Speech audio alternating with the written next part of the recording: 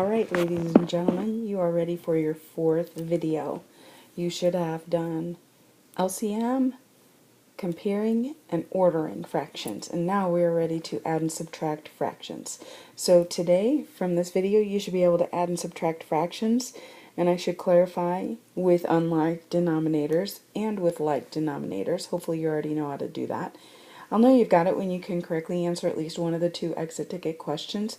Your exit ticket questions are going to look like the problem on the bottom, where you will need to find a common denominator using the LCM, write equivalent fractions, and then add or subtract, and always make sure your answer is in simplest form.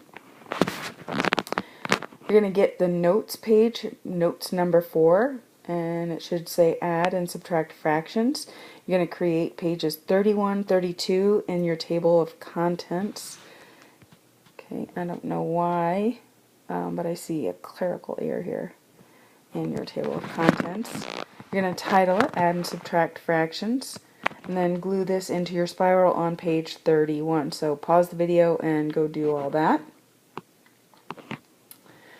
And now you're ready to take some notes. So, if you have fractions and they have like denominators, that means that they are the same.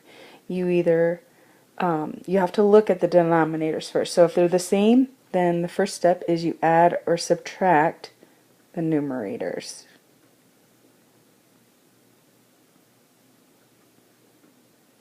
And you keep the denominator the same. Okay. And we'll do some examples. Okay, many of you have been writing the examples across, so we'll go down like this, same denominators. However, most of your fractions are going to have unlike denominators, meaning they will not be the same. Just like in comparing and ordering fractions, many of those were unlike denominators. So first you have to find the LCM. You write equivalent fractions.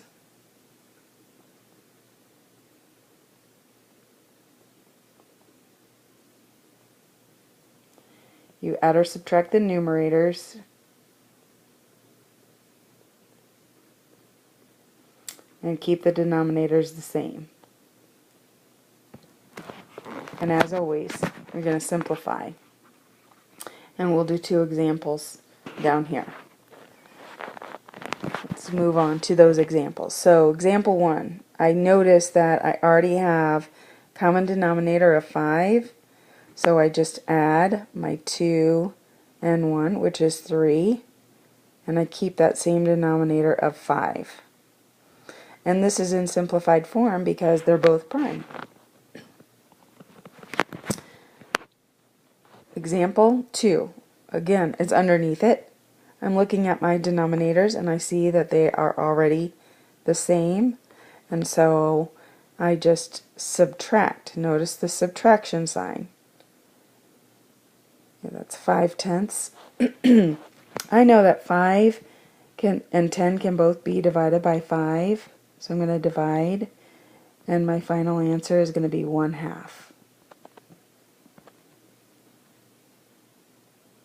Okay, example 3.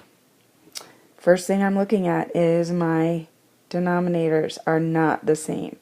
Now I like to rewrite these.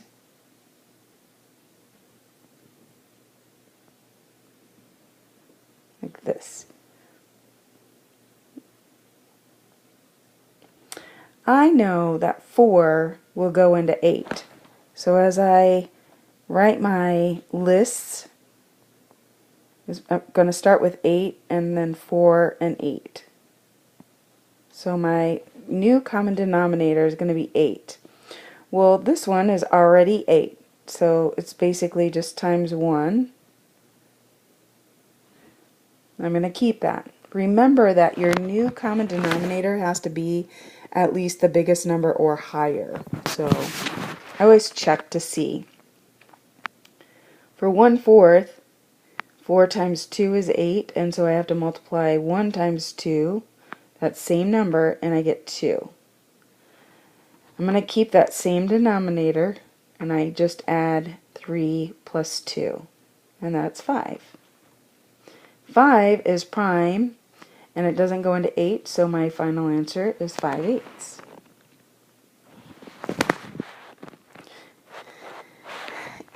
Good old humor again.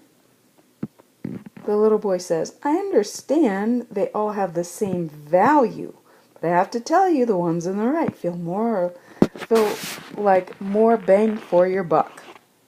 Meaning, just feels like you're getting more because they're bigger numbers. Okay. Remember that our first step is to look at our denominators, and they are not the same, so I have to get a common denominator.